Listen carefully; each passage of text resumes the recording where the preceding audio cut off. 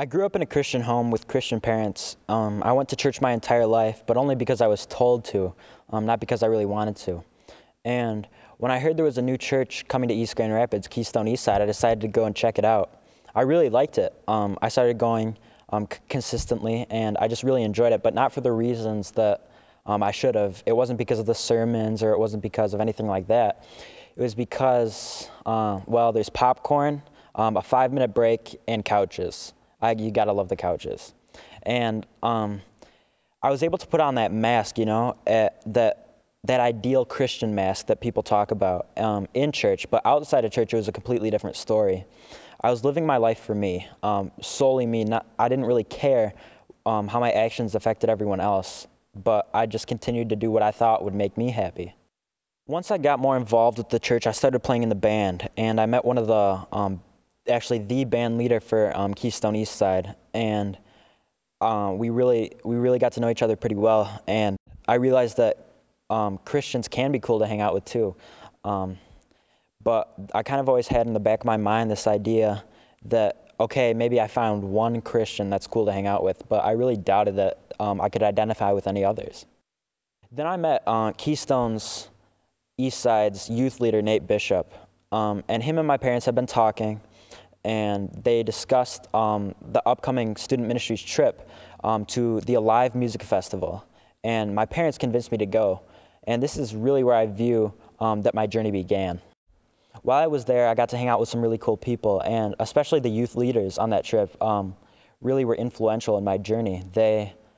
When I was with them, I realized that, okay, there's more than one cool person that's Christian to hang out with. In fact, I realized that they actually had something that I didn't have, but I really couldn't figure out what that was. Directly after I got back from the Alive Music Festival, I went up to a Christian camp in Evart, Michigan called Spring Hill. And it was at this point that I got to know some kids really well that I worked with there. And these kids were exactly like me. Seeing this perspective of these people that kind of reminded me of myself, realized that I wanted to change. I wanted to have what those leaders at the Alive Festival had. And it's at that point that I realized that what they had was a relationship with Christ. It was about 3 weeks ago I sat down with the band leader from Eastside that I was telling you about earlier. And we were just talking back and forth, telling each other what was going on in each other's lives. And I opened up to him and I told him something that I hadn't really told anyone before. And that was that God wasn't really in my life. I mean, I wanted him to be. Like, I wanted him to be a part of my everyday life, but I felt that he hadn't revealed himself to me. We sat down and we prayed.